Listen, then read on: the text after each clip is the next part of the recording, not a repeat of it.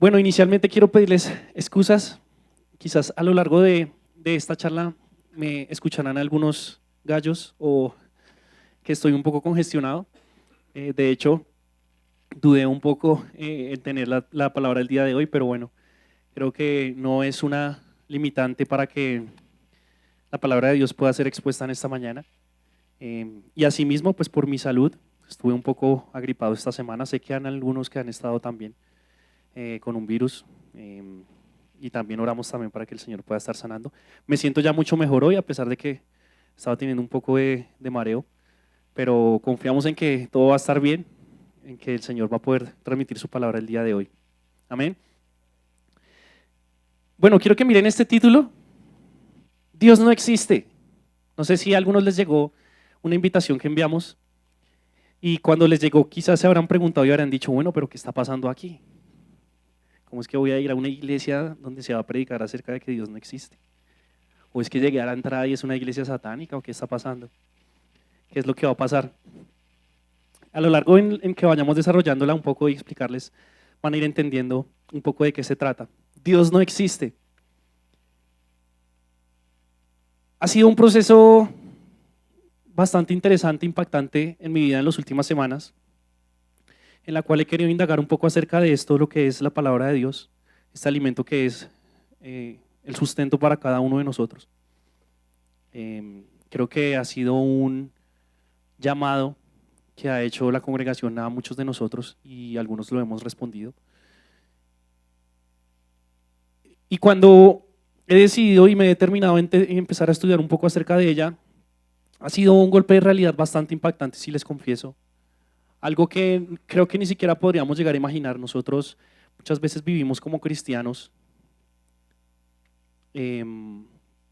o cristianoides, como yo muchas veces digo, cristianos que no conocen la palabra de Dios, que realmente venimos a una iglesia solamente a querer recibir lo que nos digan allá y esto lo dejamos a un lado. Y yo muchas veces o gran parte de mi vida lo he vivido también así. Y últimamente cuando he empezado un poco a indagar acerca de las escrituras, a pesar de que llevo tantos años sirviendo en la iglesia y creyendo que quizás pueda ser algo importante para Dios, han sido como unas cachetadas de realidad de Dios a mi vida diciéndome, a lo mejor no he sido tan importante y no conozco realmente lo que Él es, parte de sus atributos, de su poder. Y en mucho tiempo de mi vida sin entender el poder que tiene esta palabra para nosotros, en verdad.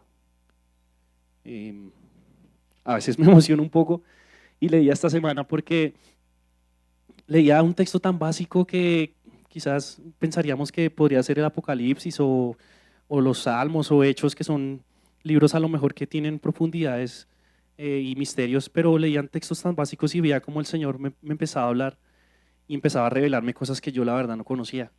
Y era impactante para mí empezar a entenderlas en este momento de mi vida.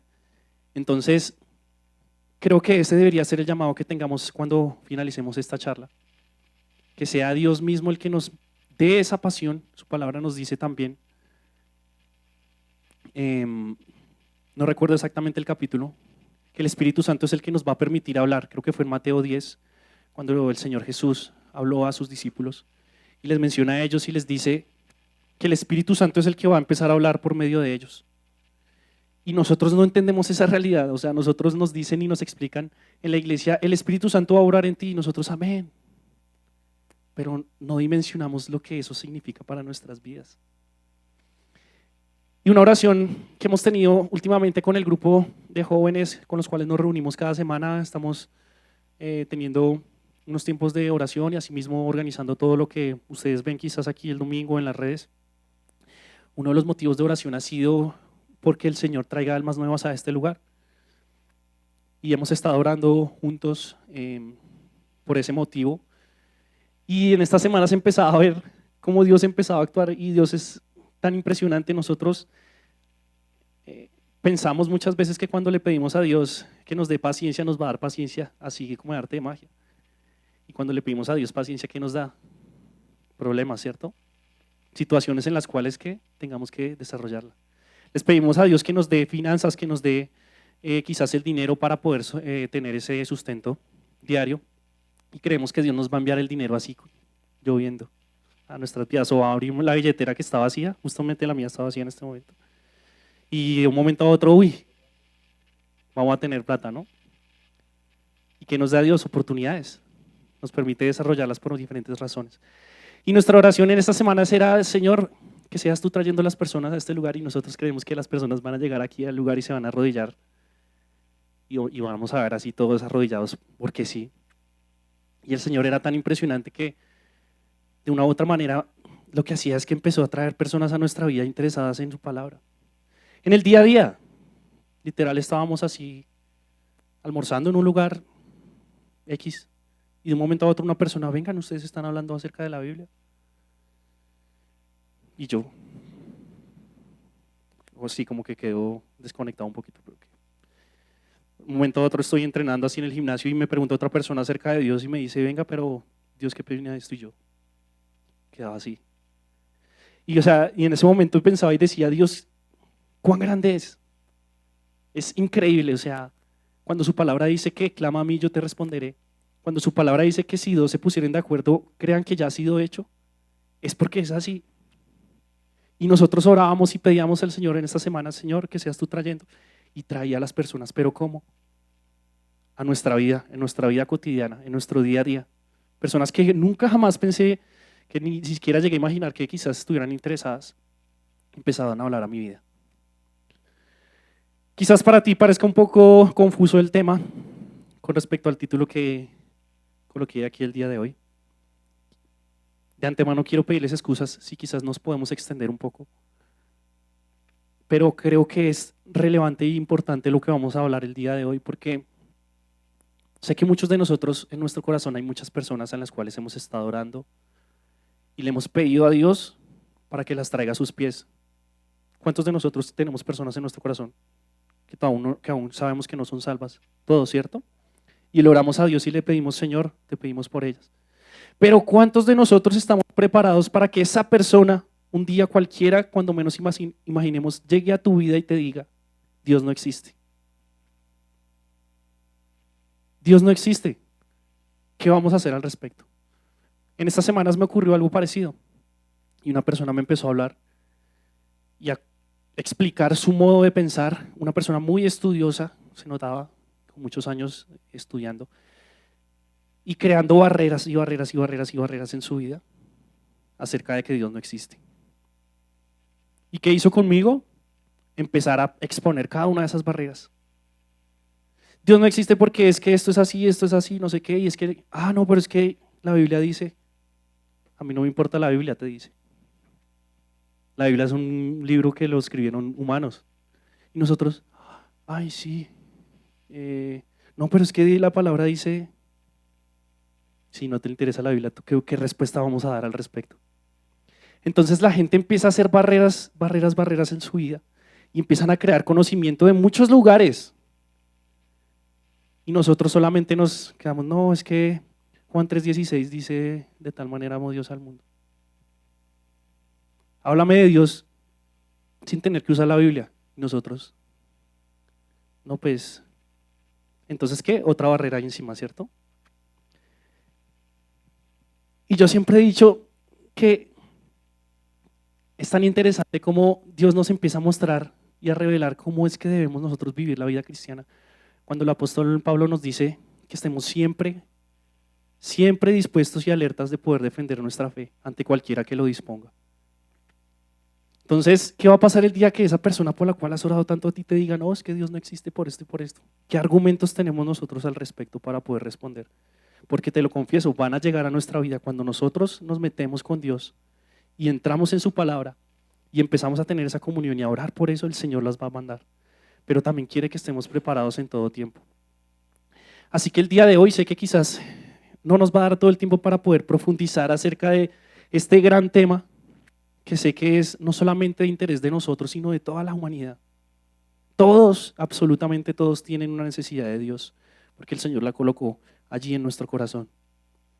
Lo que pasa es que no todos tienen la oportunidad que tenemos nosotros muchas veces.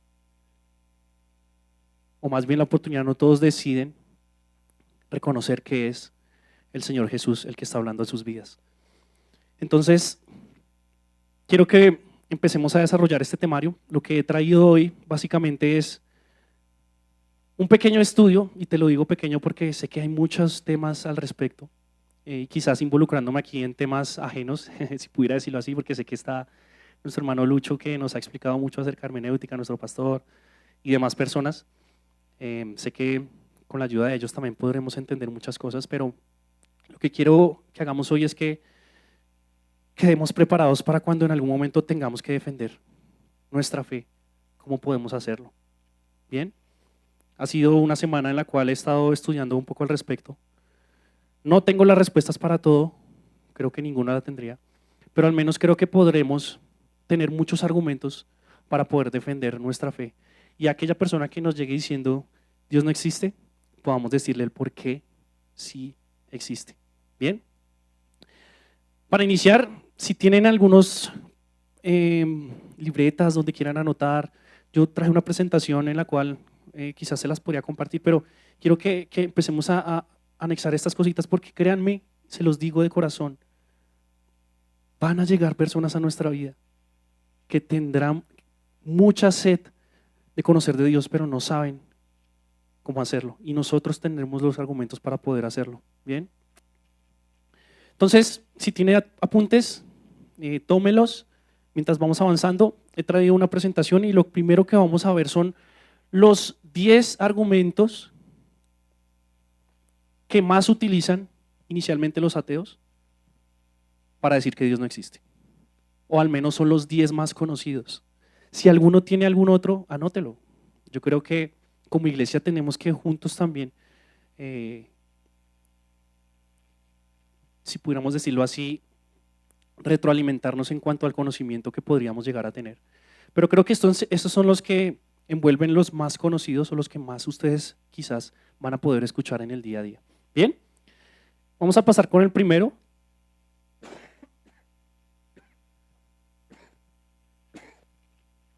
El primero y más conocido por todos es el problema del mal, ¿cierto? Todos creo que alguna vez hemos escuchado a alguien que nos ha dicho, Dios existe porque hay tanta maldad en la humanidad, ¿cierto? ¿Hay alguno en algún momento seguro que le han preguntado eso? Si Dios existe, ¿por qué se ven tantos asesinatos en el día a día? Nomás prende uno las noticias y ve cómo la maldad abunda en todo lugar. Básicamente con cada uno de estos problemas vamos a ver el argumento, es decir, cómo se basa o en qué se basa este tipo de argumento, y vamos a ir desarrollando también unas respuestas para cada uno de ellos. Entonces el problema del mal nos dice que los ateos señalan que el sufrimiento humano, etcétera, guerras, enfermedades, desastres y demás, perdón, me voy a hacer a este lado,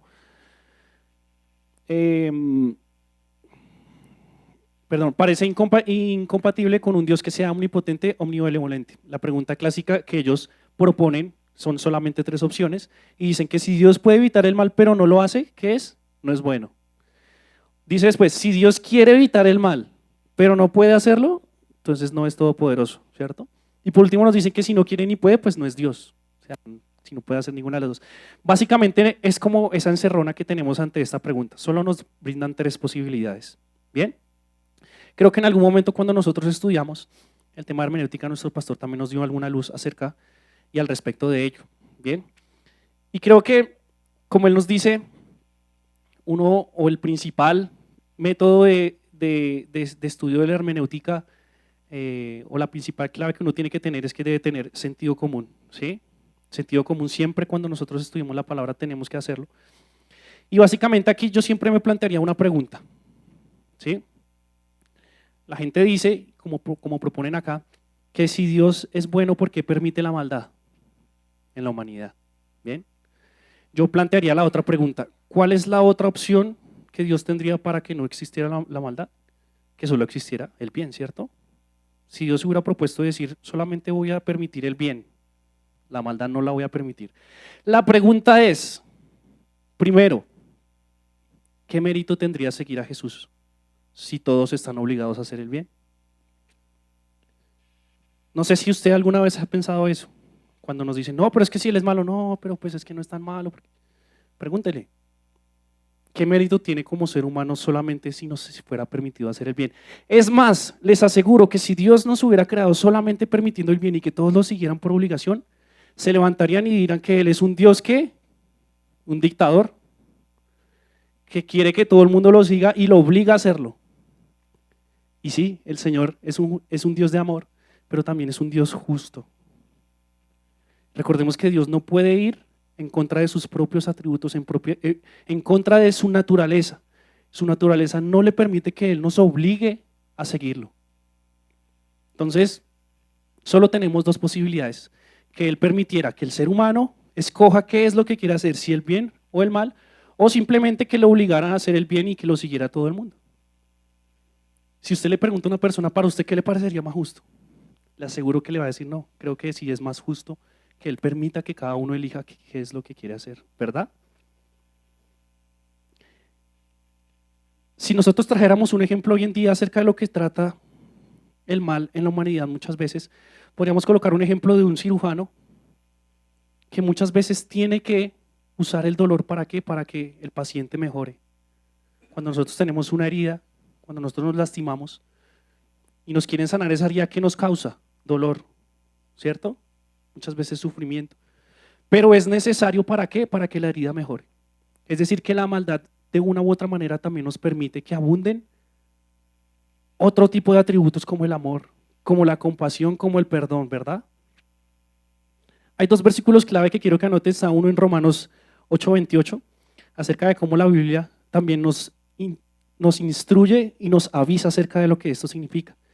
Nos dice Romanos 8:28, a los que aman a Dios, todas las cosas les ayudan para bien, ¿cierto?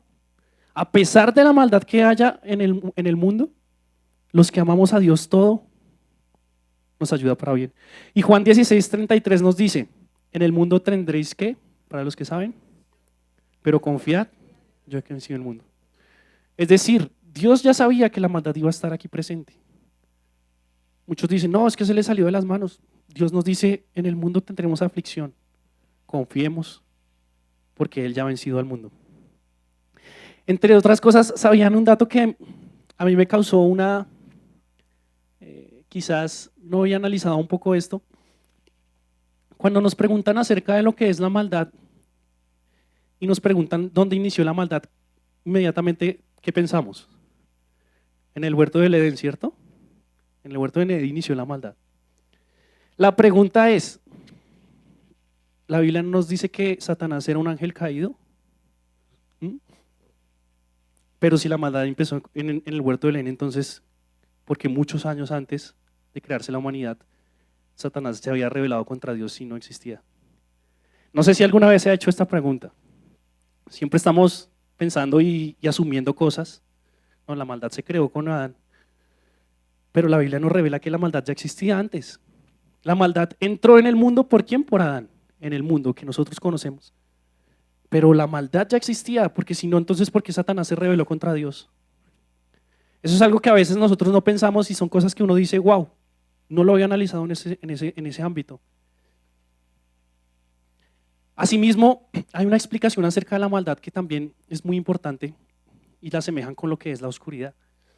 Cuando nosotros hablamos acerca de la oscuridad, nos decían, y si uno estudia al respecto se da cuenta que la oscuridad en realidad no es algo que realmente existe. Es decir, la oscuridad, ¿qué es? Es la ausencia de algo que hay en ese lugar. Si nosotros apagamos la luz, ¿qué va a haber? Oscuridad. Si a nosotros a la luz le traemos oscuridad, ¿qué va a pasar? Nada, porque la luz está allí. Es decir, que la oscuridad es la ausencia de algo que hay. En este caso, la luz. ¿Sí? Asimismo, actúa la maldad. La maldad es la ausencia del Dios en cada uno de nuestros corazones. No es algo que Dios haya dicho, no, es que yo voy a crear la maldad porque es que es necesario. La maldad se reveló, se dio, ¿por qué? Porque el hombre se rebeló, porque Satanás se rebeló. Allí inició. Pero sí nos dice Dios que va a acabar con ella algún día. Para algunos que quieren verlo está en Ezequiel capítulo 28, verso 15, por si quieren tenerlo allí. Perdón, en Apocalipsis 21:4, discúlpenme. Entonces, Dios nos muestra que en su plan perfecto para la humanidad, la maldad era necesaria que estuviera. ¿Pero qué? Pero que va a acabar con ella algún día. Por eso no deja de ser Dios. Si alguien te dice Dios no existe porque está permitiendo la maldad, ya tenemos un panorama en el cual Dios existe y permite la maldad. ¿De acuerdo? Vamos a ir avanzando porque sé que de pronto nos podemos ir quedando. Vamos a ir con el segundo punto. El segundo argumento dice, falta de evidencia empírica.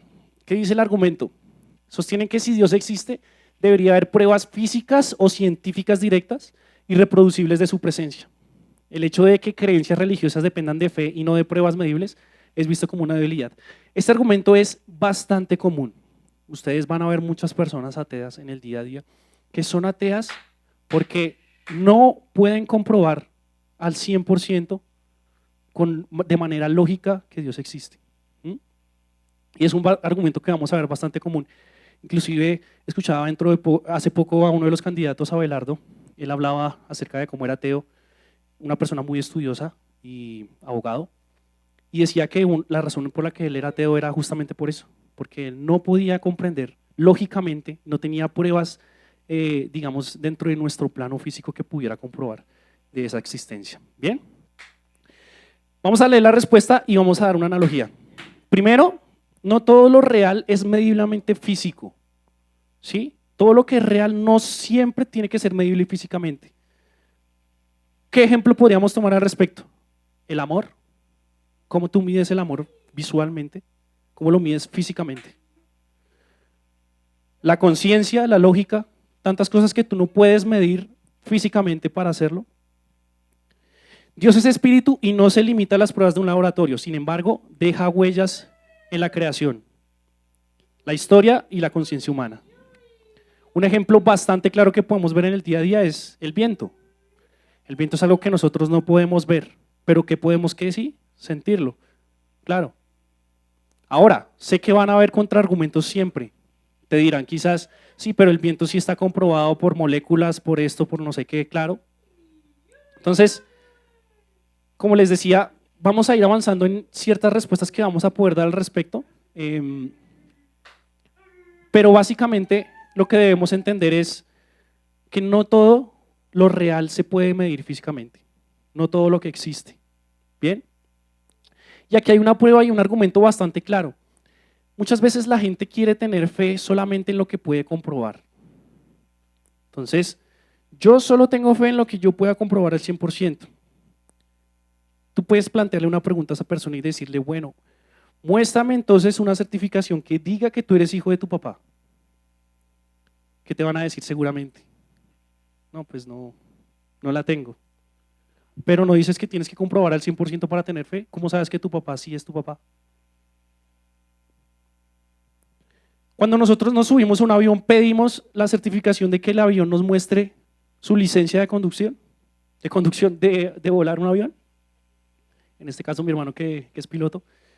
¿Cuántos se suben a un avión y le piden al piloto, venga, muéstrame su licencia por favor para volar? Nadie, ¿cierto? Nadie, absolutamente nadie. ¿Qué quiere decir? Que tienen fe. Tienen fe en lo que ven en el día a día. No todo lo que ellos no creen, no todo lo que ellos creen es algo que han comprobado al 100%. Todos en el día a día lo hacemos. Todos tenemos fe en algo. Inclusive la gente que no cree en Dios tiene fe en que Dios no existe. Mira lo que dice estos versículos. Romanos 1:20 dice, lo invisible de Él se hace claramente visible desde la creación del mundo. Mira que Dios de aquí en su misma palabra nos está diciendo que Él no se puede percibir por la visión física. Nos dice Hebreos 11:1, la fe es la certeza de lo que se espera y la convicción de ¿qué? De lo que no podemos ver. Y en Juan 20:29 nos dice, bienaventurados los que no vieron y creyeron. Es decir, el Señor en su palabra nos dice que parte de su naturaleza es que no sea visible físicamente hoy para nosotros, que necesitamos ¿qué? La fe. Entonces tienes como poder debatir esto. No todo lo que la gente cree hoy en día es comprobado al 100%. Ellos también tienen fe en cosas que no han comprobado, porque en Dios no, si tenemos tantas pruebas. Vamos a ir con el punto 3.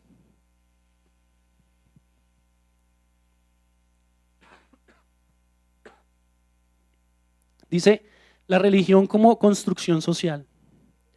El argumento dice, muchos ven la religión como un mecanismo primitivo para explicar fenómenos naturales antes de la ciencia, como una herramienta de control político y social.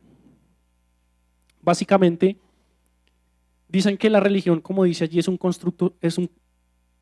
una construcción social que se fue adaptando conforme van pasando los años y simplemente hoy lo tenemos porque es algo que alguien se inventó en algún momento y todos lo empezaron a seguir.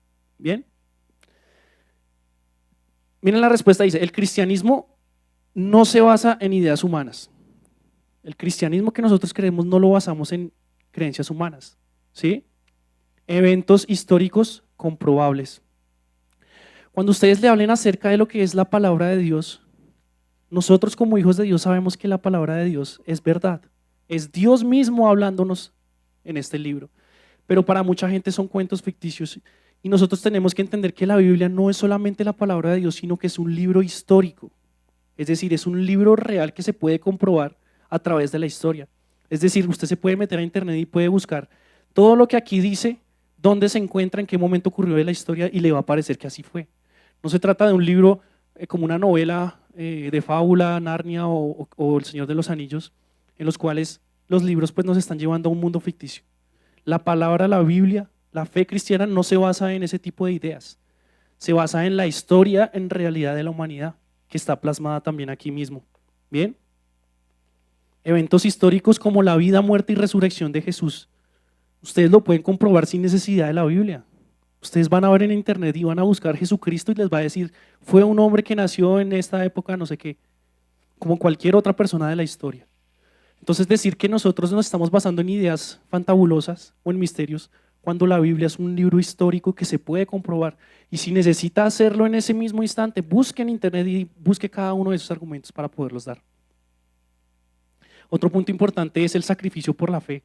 Imagínense que si fuera un invento de alguien en algún momento, qué extraño sería que tantos creyentes a lo largo de la historia, tantos hayan muerto por una idea que era mentira. Pero los pueden ver. Miles de creyentes que murieron defendiendo la fe. Y como dicen por ahí, ¿a quién de nosotros moriría por una mentira? Que le digan, no, venga, usted muera por un cuento que me va a inventar allá. ¿Quién iría? Ninguno, ¿cierto? Nadie, ni el más loco que estuviera. ¿Cómo es que miles de personas han muerto porque creían una mentira? Eso es absurdo.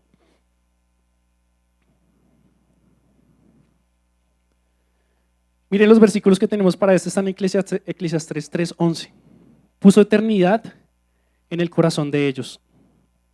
Segunda de Pedro 1:16 nos dice, no seguimos fábulas artificiosas, sino como habiendo visto con nuestros propios ojos su majestad. En la misma palabra de Dios, Pedro nos dice, no estamos siguiendo fábulas, no estamos siguiendo libros misteriosos ni cuentos. Nosotros lo hemos visto con nuestros ojos a su majestad. Amén.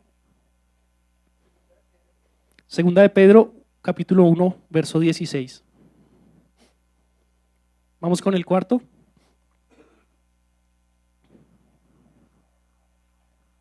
Nos dice el cuarto, contradicciones en textos sagrados. Bueno, básicamente este argumento dice que las aparentes inconsistencias en relatos bíblicos, por ejemplo, diferencias en los evangelios sobre la resurrección, son usados como prueba de que no son inspirados divinamente. Esta es una prueba que se usa bastante para quitarle fiabilidad a la palabra de Dios. Es que es un libro que se contradice, que tiene muchas contradicciones y que por eso no se podría uno fiar de ello. Bien, miren lo que dice en la respuesta. La mayoría de contradicciones, entre comillas, son malinterpretaciones del contexto, ¿sí? Género literario o traducciones. Nosotros tenemos que entender que la palabra de Dios no fue escrita en nuestro idioma. Tenemos que saber que la palabra de Dios se escribió en el idioma original en su momento, hebreo, griego y arameo. Y eso tiene muchos contextos, traducciones distintas. A pesar de eso, la coherencia que la Biblia tiene en nuestro idioma es sorprendente, considerando que son 40 autores distintos en 1500 años de diferencia. Para poder decir que, bueno, contradicciones entre comillas, son 1500 años, son 40 autores. Como les digo, los puntos más importantes son los géneros literarios que cada uno de ellos contiene. Y es decir, Muchos textos bíblicos no son reportes periodísticos, sino son narraciones teológicas y poéticas. La crítica textual, estudios de manuscritos como los del Mal Muerto muestran una transmisión muy precisa, con variaciones menores que no afectan el mensaje central. Eso es algo importante que nosotros debemos tener, porque a pesar de que pueda parecer que haya ciertas confusiones, el mensaje central de la Biblia siempre se mantiene. La coherencia en todo su libro se mantiene siempre. La analogía que podríamos traer al día de hoy es que imaginemos que dos testigos pueden contar el accidente que sucedió. No sé si está sucediendo un accidente acá que está sonando una alarma, pero imaginemos que después van a llegar dos testigos y van a contar lo que ocurrió con ese accidente. Entonces uno va a decir, no, yo estaba aquí, llegó primero la moto y se metió el carro por el lado y llegó y este lado, pero entonces, ¿qué pasó con el que estaba en la otra cuadra que vio primero fue el carro? Así, no, se metió el carro primero aquí y después llegó la moto. ¿Están equivocados? No, ¿cierto? Uno estaba ubicado aquí, vio el accidente que la moto venía por este lado y no vio el carro que estaba al otro. Y el testigo que estaba al otro lado pues tenía el carro más cerca, pues dijo, pasó el carro más cerca, ¿cierto? Entonces mire cómo muchas veces dos personas pueden tener una historia, pero no quiere decir que se contradigan, simplemente eran los puntos de vista que cada uno de esos en ese momento tenía. Asimismo, como nos decía el ejemplo, los evangelios son eso mismo. Mateo, Marcos, Lucas y Juan son personas vivas que presenciaron cada uno de estos hechos. ¿Sí? Mateo y Juan son discípulos del Señor que ellos mismos estuvieron ahí con él. Y Marcos y Lucas también fueron discípulos tanto de Pablo y de Pedro que pudieron ver con sus ojos y estudiar al respecto qué era lo que había ocurrido. ¿De acuerdo? Los versículos para este punto son 2 de Timoteo 3:16, que nos dice, toda la escritura es inspirada por Dios. Este argumento ustedes siempre lo van a escuchar, es que la Biblia la escribieron hombres. La Biblia la escribieron hombres y yo no puedo creer en alguien que escribió. La misma Biblia nos dice, toda la escritura es inspirada por Dios. Y en Mateo 24:35 nos dice, el cielo y la tierra pasarán, pero mis palabras no pasarán. Quiero ahondar un poco acerca de lo que es este argumento de que la Biblia no es cierta. Nuestro hermano Lucho, nuestro pastor, nos han explicado mucho acerca de lo que la Biblia es, digamos, como libro. Como les decía, escrita por más de 1500 años aproximadamente, es decir, más de un milenio. Son 40 autores distintos en 3 continentes, 3 idiomas distintos. O sea, pongámonos a dimensionar lo que eso significa. Si un libro que se escriba por más de 1500 años, 40 autores de diferentes países, continentes, 3 idiomas diferentes, y que todos ellos concuerden en un mismo mensaje central. ¿Cómo es posible que un ser humano pueda lograr esto? Investigaba un poco acerca de cuál sería la probabilidad de que esto pudiera suceder si quisiéramos darle el beneficio de la duda a aquella persona que dude al respecto. Porque a la gente le gusta mucho las estadísticas y saber que pueden comprobar todo al 100. Listo, vámonos a ese terreno. Hagamos una estadística de qué probabilidad habría de que mágicamente 40 autores en 1500 años tuvieran la coherencia que tiene la Biblia. Miren, la probabilidad que dio, de pronto para los que sepan matemática, los que no igual se las voy a aclarar un poco más.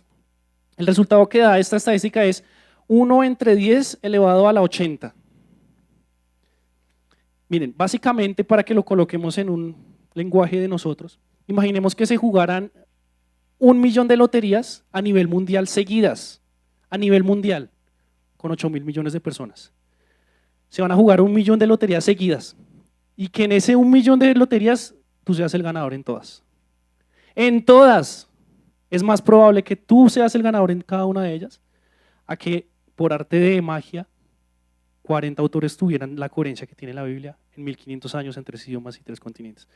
Entonces, imaginemos lo que eso significa. O sea, es imposible. Es imposible. Y aunque nosotros nos digan que la Biblia es escrita por hombres, tenemos que confiar que es la palabra de Dios. Porque es lo que nos dice también la estadística. ¿De acuerdo? Adicionalmente, hay otros puntos también que respaldan esta idea y es contraste con otros textos religiosos. Muchos libros sagrados fueron escritos por una sola persona o en un periodo corto. ¿A qué libros me refiero? Muchos libros de otro tipo de religiones se escribieron por una sola persona en tiempos de periodo muy cortos. Investiguemos también un poco de eso porque, como les dije, no podemos ahondar un poco más. Dice, la Biblia es única en cómo diversidad y unidad coexisten sin perder coherencia doctrinal. ¿De acuerdo? Y el respaldo bíblico que, como mencionábamos, está en 2 de Timoteo 3:16 y en 2 de Pedro 1:21, este no se los había dado, dice, porque nunca la profecía fue traída por voluntad humana, sino que los santos hombres de Dios hablaron siendo inspirados por el Espíritu Santo. 2 de Pedro 1:21 está este texto. Entonces, cuando quieran decirles la Biblia no es cierta porque es un libro escrito por hombres, ustedes díganle, ¿saben cuál es la probabilidad de que la Biblia, como se escribió, tenga la coherencia que tiene? Es más probable que te ganes la lotería 1.000.000 de veces a nivel mundial. El punto 5. ¿Cómo estamos de tiempo? Ok. La evolución explica el origen de la vida. Justamente este es un tema que escuchamos esta semana. Se afirma que la evolución natural elimina la necesidad de un creador inteligente. La selección natural explica la diversidad y complejidad biológica. Por favor, si alguno tiene alguna duda, dice, no, es que no le entendí este punto, o tengo un argumento para dar. Yo creo que cuando terminemos podemos inclusive indagar un poco más con nuestro hermano Lucho, nuestro pastor, pero lo importante es que ustedes tengan la claridad de cómo respaldar cada uno de estos puntos. Este es un punto que a lo largo de la humanidad se ha venido dando la importancia acerca de la vida. La evolución es la que explica la vida. La gente le va a decir, no, la evolución, la misma Tierra es la que explica cómo se creó y cómo se desarrolló y demás. Entonces, miren, un punto importante y lo primero es que la teoría de la evolución nos explica cómo las especies se fueron desarrollando a lo largo de los años, pero la teoría no explica cómo iniciaron. Entonces, ustedes tienen que saberlo también, nosotros tenemos que saberlo. La evolución no explica cómo inició la vida. La evolución lo que explica es cómo se fue desarrollando, por lo menos la evolución que se conoce hoy en día, ¿de acuerdo? No explica cómo apareció la célula viva ni el ADN, ¿de acuerdo? Segundo, complejidad irreductible. Algunos sistemas biológicos parecen demasiado interdependientes para haber surgido gradualmente sin un diseño inicial, ¿de acuerdo? Entonces, aquí hay otro punto, pero digamos que este lo podrían escuchar en algún momento, y es que hay algunos cristianos que podrían llegar a estar de acuerdo con la evolución. ¿En qué sentido?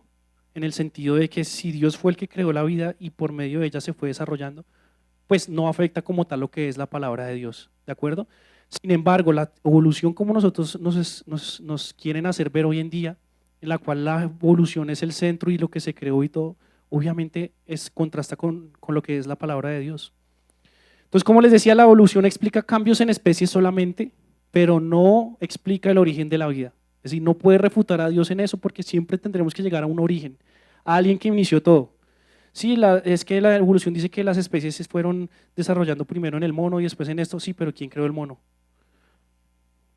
No, bueno, ahí podrían surgir otros argumentos que vamos a ir viendo, pero básicamente nos centramos en este punto acerca de lo que es la evolución. Bien, la evolución explica cambios en especies, no el origen de la vida ni del ADN. El ajuste fino de la biología y la información genética señalan siempre un diseño inicial. Miren lo que dice Colosenses capítulo 1, verso 16. ¿Qué nos dice? Se va a dar que lo busquen. Colosenses 1:16.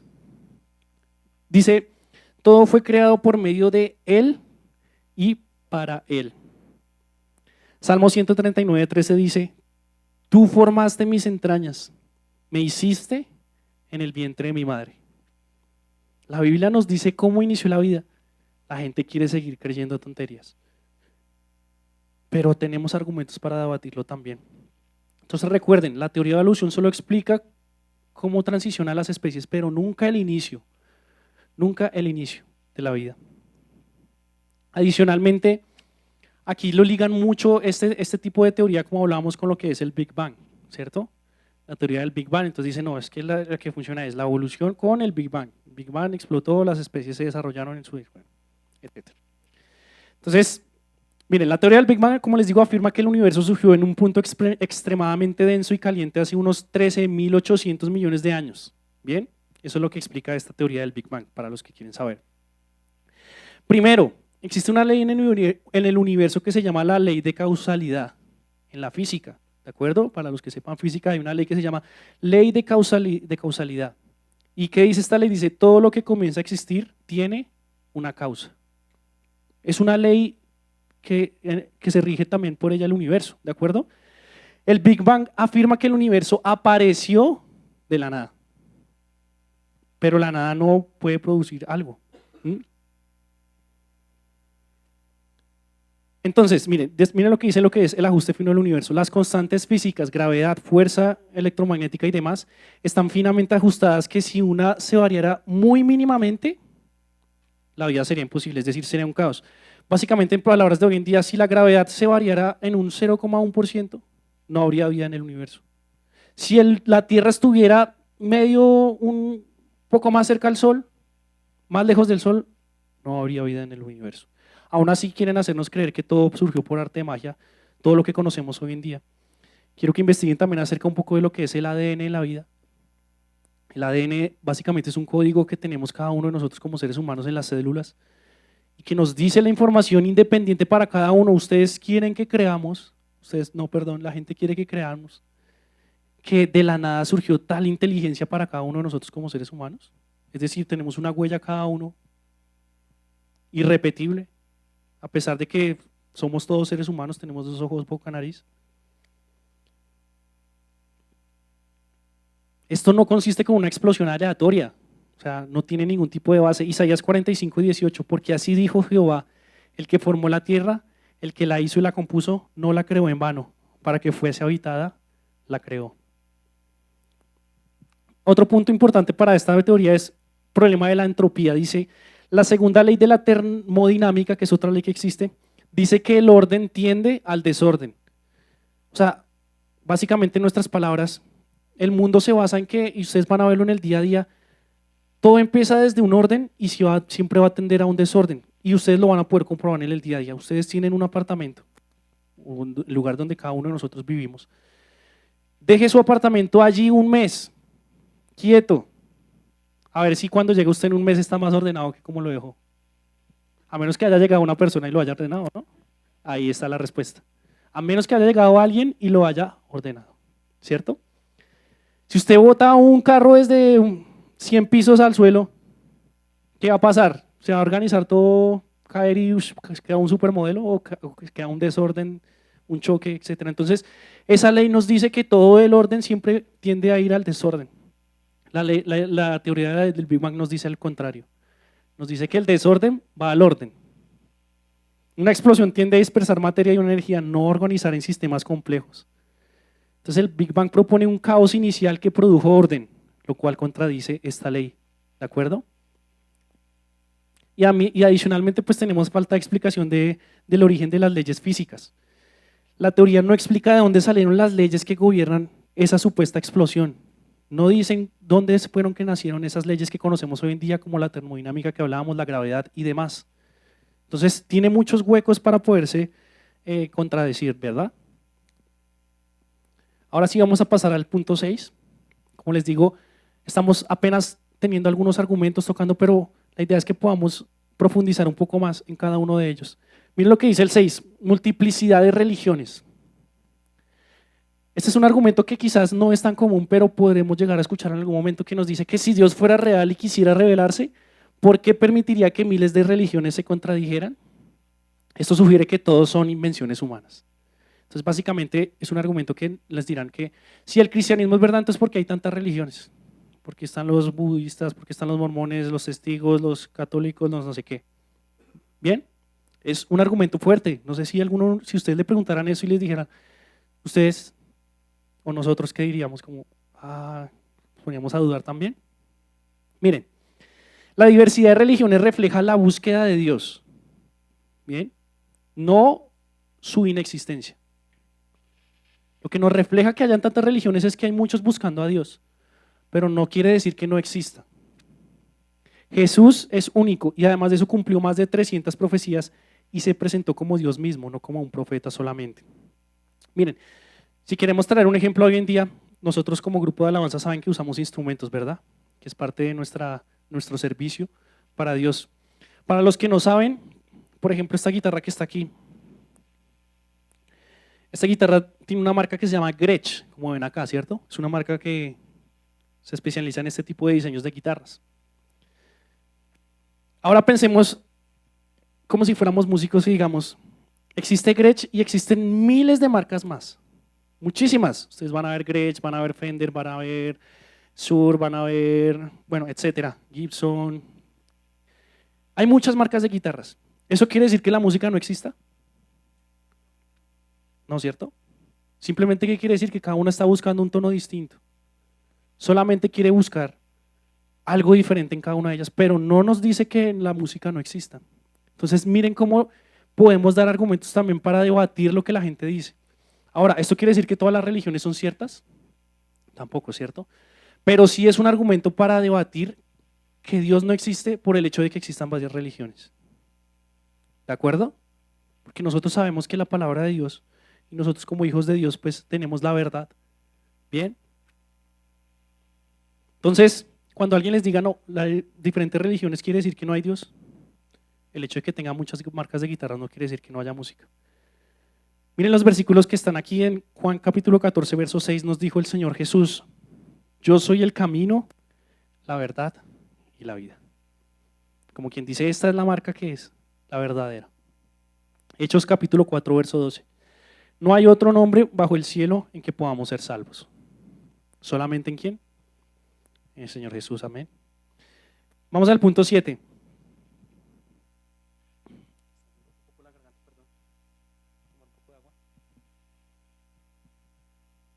Mientras van leyendo aquí un momentico que se me quedó la tapa.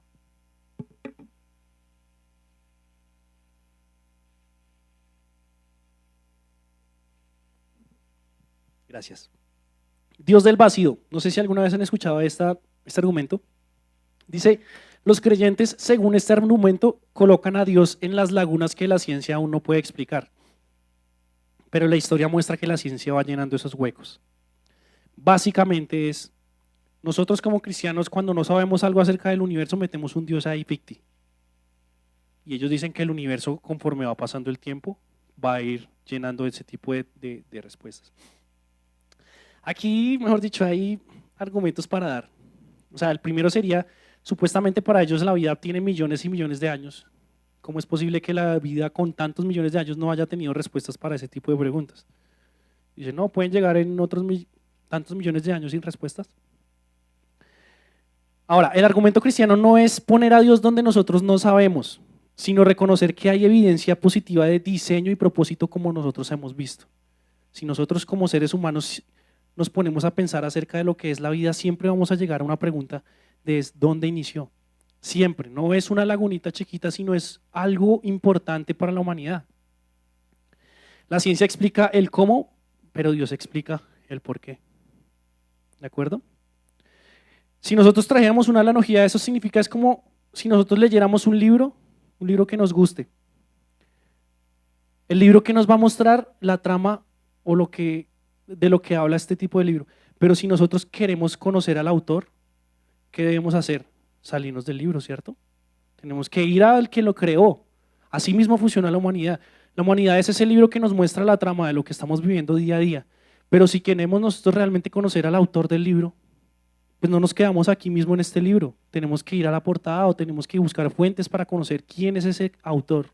¿De acuerdo? Hebreos capítulo 1, verso 3 dice, sustenta todas las cosas con las palabras de su poder. Isaías 40, 26, levantad en alto vuestros ojos. Él las llama a todas por su nombre, hablando acerca de las estrellas. Cosas que el ser humano no puede entender aún.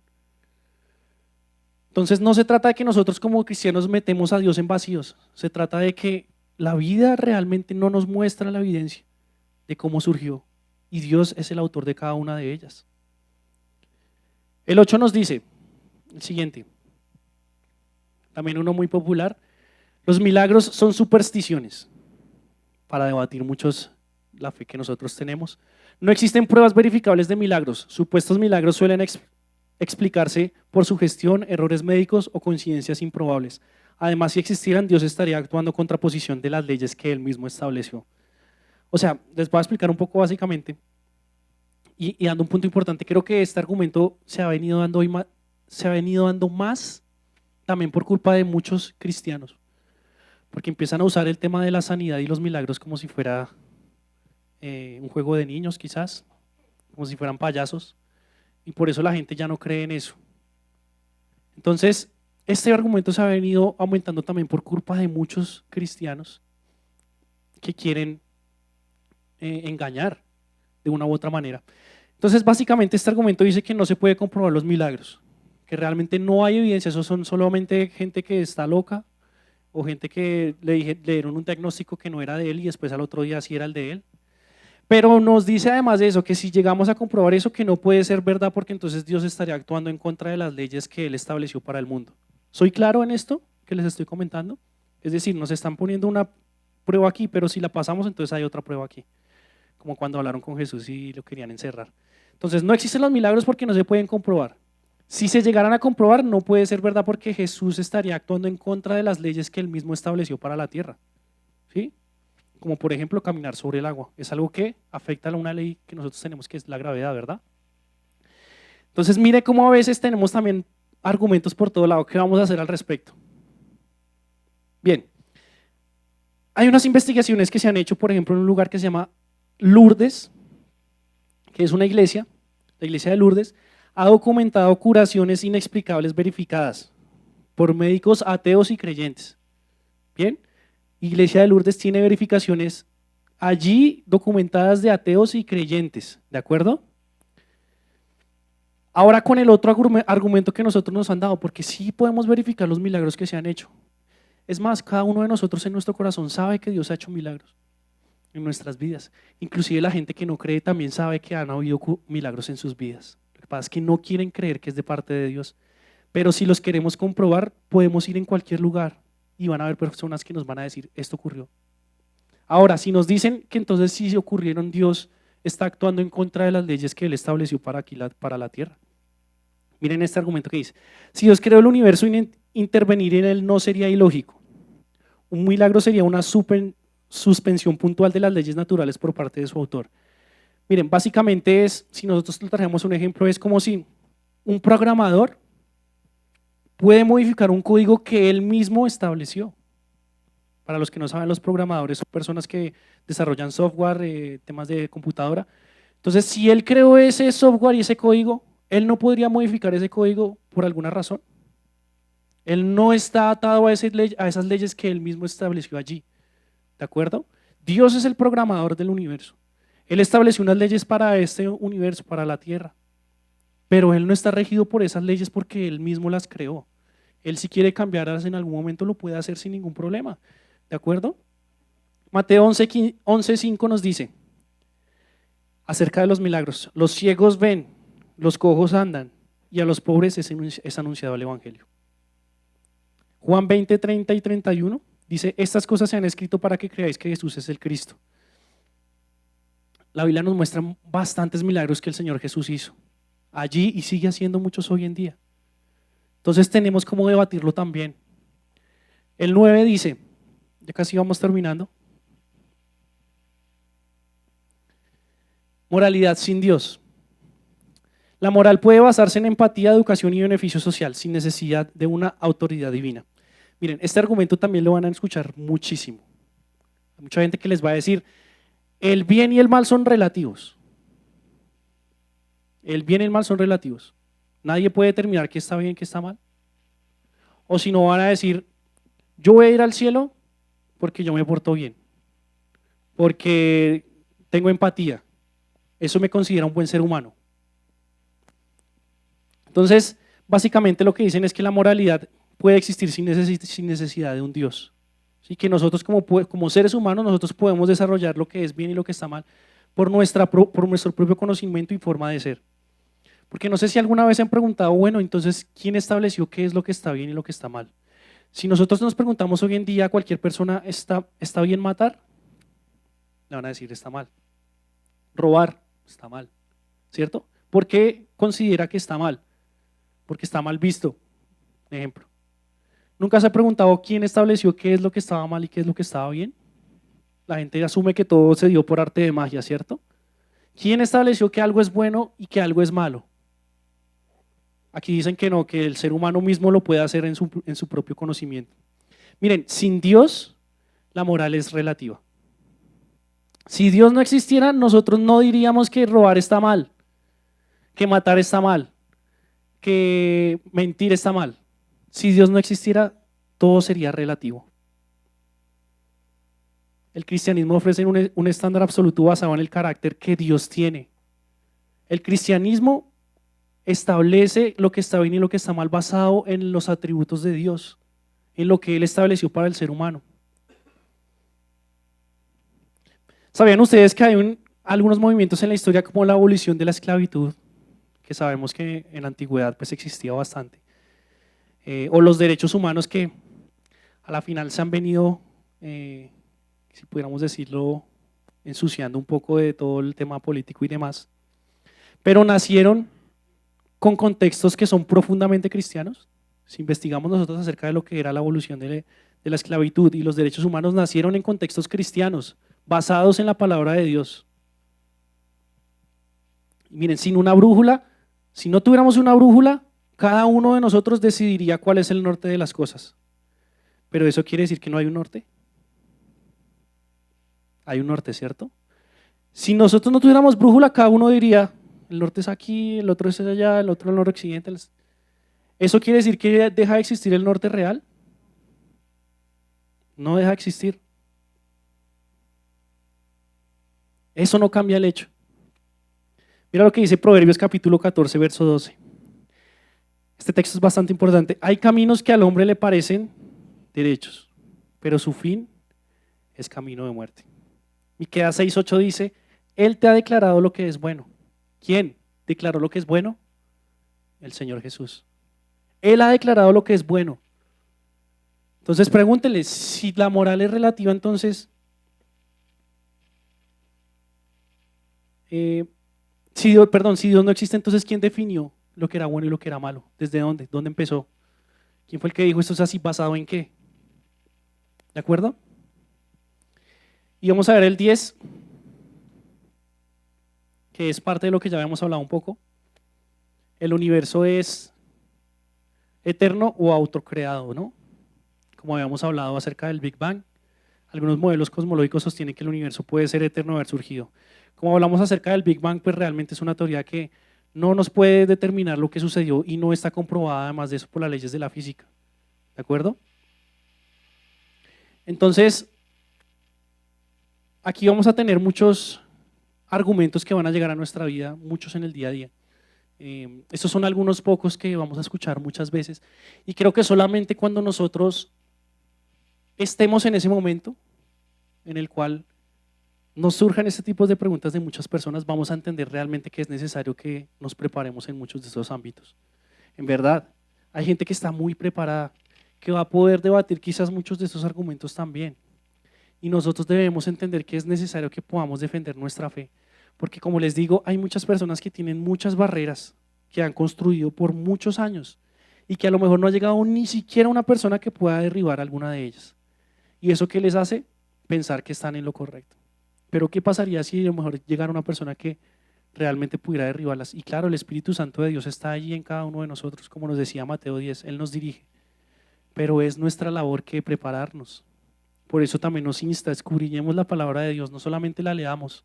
Cada día en nuestros tiempos no nos baste con leer un texto, profundicemos acerca de qué se trata cada uno de ellos, por qué se establecieron así. Esos son argumentos que vamos a tener para poder debatir después con la palabra de Dios. Si nosotros no conocemos qué es la palabra de Dios, ¿cómo vamos a poder demostrársela a otra persona que no conoce? Amén. Me quería extender un poco más porque tenía también unos argumentos acerca de si esa persona te dice, ok, yo sí creo que hay un Dios, pero no el Dios de la Biblia. ¿Qué vamos a decir al respecto? Porque sí, la gente va a tener argumentos para decir, no, sí, yo no soy ateo, yo creo que hay un Dios, el Dios es el universo, el espacio. El Dios es Dios Mahoma, Buda, ¿cierto? Pero vamos a dejarlo para otra ocasión porque sé que nos extenderíamos un poco. Espero que esta herramienta nos haya podido servir, nos haya podido ayudar. Saber que la palabra de Dios puede transformarnos siempre, no solamente a nosotros, sino a cada persona que Él quiera hacerlo. ¿De acuerdo? Quiero invitarlos a que nos coloquemos en pie. No quiero que terminemos este tiempo, sé que algunos quizás están de afán, ya están cansados, ya quieren ir a su casa, descansar. Recordemos que este es el tiempo que el Señor estableció. El Señor creó, dice la palabra de Dios, este es el día que hizo el Señor para que lo adoremos. Nosotros hemos escogido el día domingo, en el cual como iglesia nos reunimos en comunión, nos vemos las caras como dicen por ahí. Pero yo soy de los que digo que como iglesia siempre tenemos que estar orando unos por los otros, siempre, cada día. Como les decía al inicio, Dios es un Dios tan fiel que siempre responde nuestras oraciones. Nunca lo dudemos, siempre y cuando obviamente estén conforme a su palabra.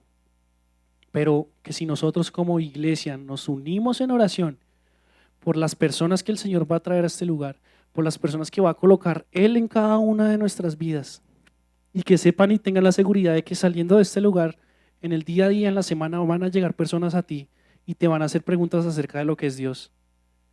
Porque hemos orado para que Él traiga a las personas y las va a hacer por medio de quién? De cada uno de nosotros. Es nuestra labor prepararnos, pero también estar orando los unos por los otros.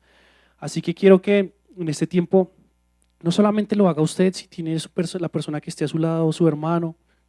La palabra de Dios nos dice también que si alguno está enfermo, que si alguno está necesitado, que si alguno necesita oración, vaya a los ancianos de la iglesia y lo haga. Y para mí eso es fundamental, creo que para esta iglesia también, que si hay personas que necesitan que oremos por ellos, lo hagamos en este tiempo que estamos aquí todos reunidos como iglesia, todos nosotros como cuerpo de Cristo. ¿Alguna persona que necesite alguna oración en algún ámbito? Quiero invitarla a que pase aquí al frente, invitar a los pastores, a Luchito también, si nos puede ayudar también para orar por aquellos, cualquier cosa que necesiten. Simplemente necesito oración por salud, por finanzas, necesito oración por que tengo una duda al respecto acerca del Señor, porque mi fe está flaqueada. ¿Hay alguno que quiera o que necesite hacerlo en esta mañana? ¿Ninguno de nosotros? Ok. Quiero que igual nosotros oremos por las personas que están ahí al lado, que nos tomemos este tiempo para estar orando los unos por los otros, para que el Señor nos guarde de las tentaciones, para que nos permita conocerlo más realmente, para que nos dé ese amor por su palabra, que es lo más importante que Él nos ha dejado, junto con su Espíritu Santo. Así que tomes este tiempo ahí mientras estamos en adoración, para orar allí, por la persona que está ahí alrededor, por cada uno de nosotros, por los pastores. Gracias, Padre, te damos, Señor. Gracias, Dios, te damos por esta mañana, Padre. Gracias porque sabemos que tú estás aquí, en este lugar, Dios. Porque tu voluntad sabemos que se está haciendo aquí, Señor, en cada uno de nosotros, Dios. Colocamos, Señor, este tiempo en tus manos. Te pedimos, Espíritu Santo de Dios, que seas tú aquí, Señor, habitando aquí en este lugar, Dios. Quita de nosotros, de nuestra mente, Señor, de nuestro parecer, Señor, cualquier distracción que haya, Dios. Ayúdanos siempre, Dios, a poder cumplir con tu palabra, Dios. A poder ser hijos obedientes, Señor, que como iglesia, Dios, podamos transformar. Yo sé que ese es tu anhelo, Dios, cuando tú estableciste tu iglesia en esta tierra. Lo hiciste para que sea tu iglesia la que transforme, Señor, la que afecte a la comunidad, Señor, la que pueda obrar, Señor, milagros y prodigios, Señor, la que pueda traer, Señor, también al enfermo, al necesitado y ser transformada por medio de ella. Hoy aquí, Señor, un puñado de tus hijos somos tu iglesia, Dios. Somos tu cuerpo, Padre, somos cada uno de nosotros tus hijos, Señor. En el nombre de Jesús, papá, ven y habita aquí en medio de nosotros, Señor. Que tu Espíritu Santo, Dios, habite aquí en este lugar, Señor. Que seas tú, Señor, aquí obrando, Dios, en este tiempo. Oramos aquí por cada uno de nuestros hermanos que está aquí en este lugar, Señor. Tú conoces cada situación de nuestro corazón, Señor. Tú conoces cualquier problema, cualquier dificultad, Señor. Tú conoces, Señor, por lo cual muchas veces no hemos dormido en este tiempo. Aquello que nos quita quizás el sueño, la alegría, la paz. Nos dijiste en tu palabra que en el mundo tendremos aflicción, pero que confiemos porque tú lo has vencido. Y en eso creemos, mi Señor. Que a pesar de las dificultades, de las pruebas, Señor, tú estás a nuestro favor, estás ahí con nosotros, Padre. Vamos ahí donde estás, adora al Señor en esta mañana. Sé que quizás hemos tenido un tiempo de oración, de palabra, que quizás en nuestra mente queremos ir a descansar. Pero este es el día que el Señor ha hecho para que juntos como iglesia le adoremos, para que juntos nos reunamos y estemos orando por nuestro hermano, para que podamos recibir de Él lo que Él tiene para cada uno de nosotros. Gracias, Señor Jesús. Gracias, Padre. Ven, Espíritu Santo de Dios, a este lugar. Ven, Señor Jesús, a este lugar, Padre. Te adoramos, Señor. Es tuya siempre toda gloria, mi Dios. Es tuyo todo honor y toda la alabanza, Padre, por los siglos. Gracias, Rey. Gracias porque sabemos que sigues obrando. Gracias, Señor, porque sabemos que tu voluntad sigue haciéndose, Señor, en esta vida, Señor. En esta tu iglesia, Señor, en nuestro corazón, Dios. En este país también, Señor. Tú estás obrando, Dios. Tú estás obrando, Padre. Si este mensaje ha sido de bendición para tu vida, te invito para que te suscribas a este canal, compartas este video con tus familiares y amigos y así juntos podamos llevar la palabra de Dios. Si vives en Bogotá, te invito a nuestras reuniones presenciales todos los domingos a las 11 de la mañana en la dirección que aparece en pantalla. Dios te bendiga.